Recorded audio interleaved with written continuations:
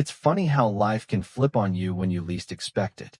One minute you're chopping firewood out back, sipping strong coffee from a steel mug, the kind that tastes better after 50 winters in the same mug.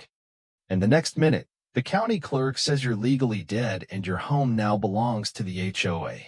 Yeah, Ed, that's what they told me. Said I'd been declared deceased 6 months ago. But I was right there, standing in front of them. Breathing, talking, levying. My name's Walter Greer. Folks around here just call me Walt. I've been levying up in these Appalachian hills for the better part of 60 years. Built my cabin with my own 2 hands. Raised goats, smoked trout, and once even taught myself how to fix a rotary engine because, well, the mountain doesn't send for help, you become it. My place sits on 40 acres of old pine and creek-fed brush, tucked just past the edge of what the town folks now call Sunrise Estates, a fancy name the HOA slapped on our side of the mountain when the developers moved in 10 years back. Now, I never signed anything. Never agreed to the HOA rules, never went to a meeting, never even spoke to their president Cynthia Malone. Not until all this happened. It started with a notice nailed to my front door. Black and red letters screaming. Notice of trespass property under transfer. At first I thought it was a prank. Kids from down the road maybe.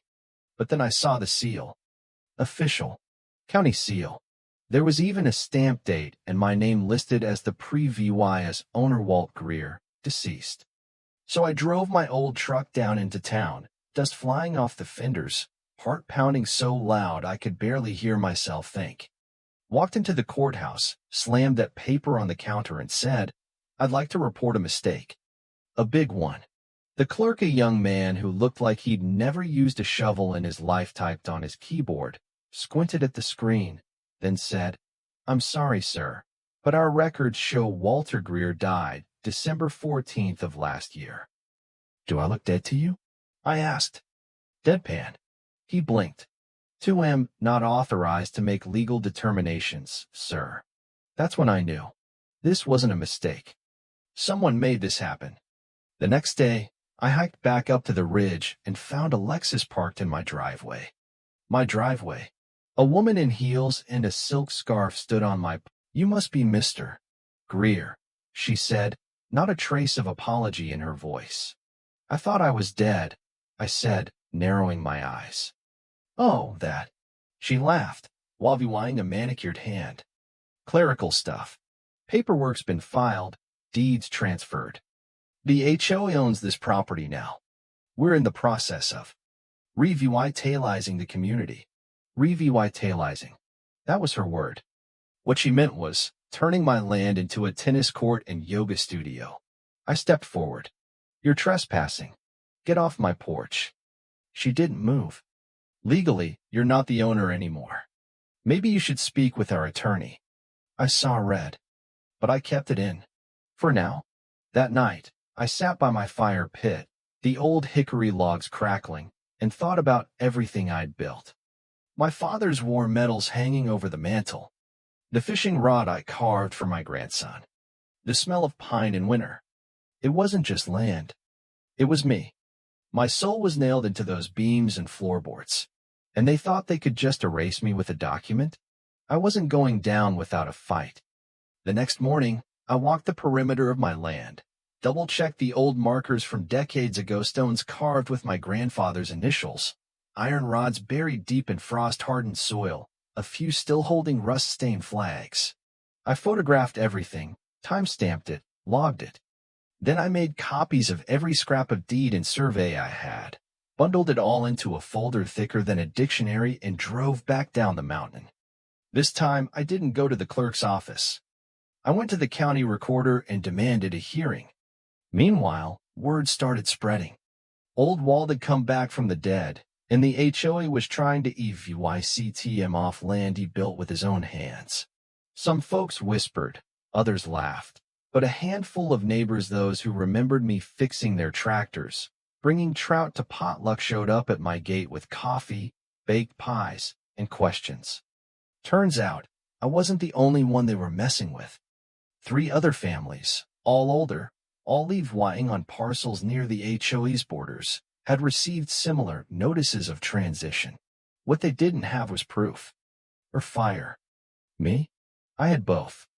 With the help of a retired land surveyor and a no-nonsense lawyer who once owed me for SAVYing his ass during a winter storm, we filed a counterclaim. Fraud. Falsified death record. Illegal land transfer. It turned out, the HOA president Cynthia had submitted an obituary printed in a phony newsletter, no author, no family note, just a typed line saying I passed in my sleep. Problem was, I'd never slept that long in my life. A week before the hearing, I got a VY sit. Middle of the night. 2 men in pressed shirts, one with a clipboard, the other holding a flashlight and wearing a smug little smirk. Mr. Greer, we're here to serve you with final notice of removal, clipboard guy said. You failed to vacate. Failed to die, too, I replied. I told them to leave. They said they'd be back with sheriff's deputies if needed. I watched them drive off, taillights bobbing down the dirt path. Then I went inside and opened the old cabinet behind the chimney. Pulled out a box I hadn't touched since my brother passed a box filled with cassette tapes, receipts, even a Super 8 reel. Proof of life. Proof of legacy. The morning of the hearing, I walked in wearing my old army jacket, the one with patches faded from decades of wood smoke and rain. Cynthia sat across the room, perfectly pressed in her beige blazer, pretending to look bored. But her eyes twitched when I walked in.